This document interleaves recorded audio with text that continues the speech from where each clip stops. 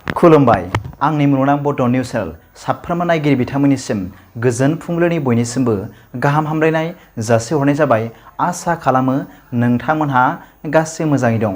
बे समाव आं नोंथांमोननि सिगाङाव फुंबिलिनि मोननैसो खौरां लाना फैलायबाय।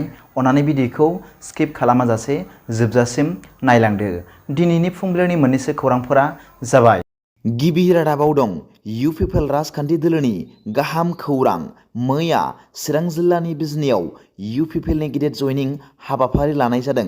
बे हाबाफारियावनो 900निबो बांसिन गुबुन गुबुन दोलोनि राजखान्थि मददगिरिफोरा UPPLआव गोरोबफैदों। बे हाबाफारियावनो बाहागो लानानै फोरमायदों दि BTCनि मावफुं सोद्रोमा रनजित बसुमतारिया हाग्रामा महिलारिया जोंनि ओनसोलनि BTC हालामनि जेसेबांखि हा ओनसोल दं 15% हाखौ फोजोबस्रांदों। बे हाया खालि रिजार्भ एरियायाव 20,000 हेक्टर हाखौ सिफायना हाग्रामा महिलारिया साहा बागान गायदों होनना बिथां EM रनजित बसुमतारिया खौरांगिरिफोरनि सिगाङाव फोरमायदों।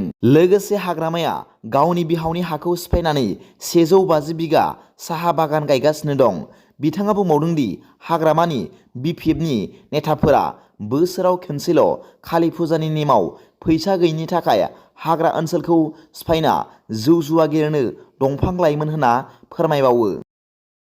नैथि रादाबाव दं थांनाय 1 नबेम्बरनि बेलासि समाव हाग्रा रैखाथि खालामनो थाखाय EM रनजित बसुमतारिजों दानानै दोनजानाय सार्भिस प्रभाइडार NGOनि माखासे सोद्रोमाफोरखौ दंफां सिखावफोरनि मुं सुनानै हाग्रानिफ्राय गोबां बिबांनि गोथां दंफां दानानै लाबोदोंमोन होननानै अजद दैखांदोंमोन। बेनि हेंथायै मिरु लाइमोन UPPLनि सोद्रोमा अमिय कुमार नार्जारिया गोबां बाथ्रा फोरमायदोंमोन। बे समावनो कंग्रेसनि स्पकपारसन गर्जन मुसाहारि बिथांखौ बनसुनि एडभाइजार बुंनायनि सायाव मैया गर्जन मुसाहारिया खौरांगिरि मेलनि गेजेरजों फोरमायदों दि गर्जन मुसाहारिया बनसुनि एडभाइजारबा एबसुनिबो एडभाइजार जानांगोन होनना फोरमायो। रमिअ'आ कंग्रेस हान्जानिफ्राय होखाजानाय गथ'। बिथाङा दासो देरफुनाय गथ' होनना बिथाङा बुंथिबावो। माखासे बर' लिडारफोरा एबा UPPLआ BTR एकर्डजोंनो बख'नो हायो, नाथाय रन्जन दैमारिखौ गोसो जानानैसो जेलाव दोनदों। बिथांखौ जेलनिफ्राय बख'नायनि जेबो खारन गैया। रन्जन दैमारिखौ गिदों होननानैबो बुंथिबावो। जेन' रन्जन दैमारिखौ बख'योब्ला रन्जन दैमारिया जेलनिफ्राय गयोब्ला बर' रायजो राजाफोरा UPPLखौ नागारगोन होननानैबो बुंथिबावो।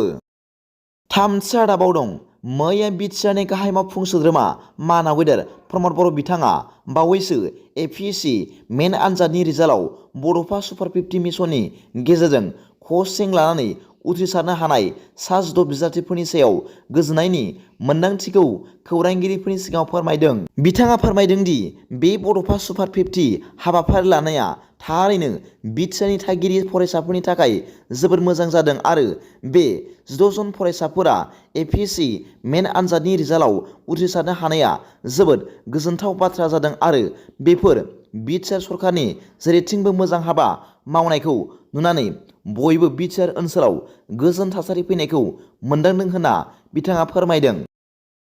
ब्रैथि रादाबाव दं बर'फोरनि थाखाय गोजोनथाव आरो रंजाथाव बाथ्रा। खौरां मोननाय बादिब्ला सासे आर्चारि गेलेगिरि बर' फिसाया सनानि मेडेल देरहानो हादों आरो रुफानि मेडेलखौबो देरहानो हादों। बिथां गेलेगिरिनि मुङानो जादों अरुण बर'।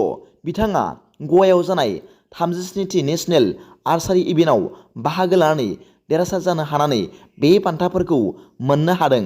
बिथाङा मेन्स टीमआव सनानि मेडेलखौ देरहानो हादों आरो मिक्स टीमआव रुफानि मेडेलखौ देरहानो हादों। बिथां अर्जुन बर'आ उदालगुरि जिल्लानि खैराबारिनि होनना मिथिनो मोन्दों।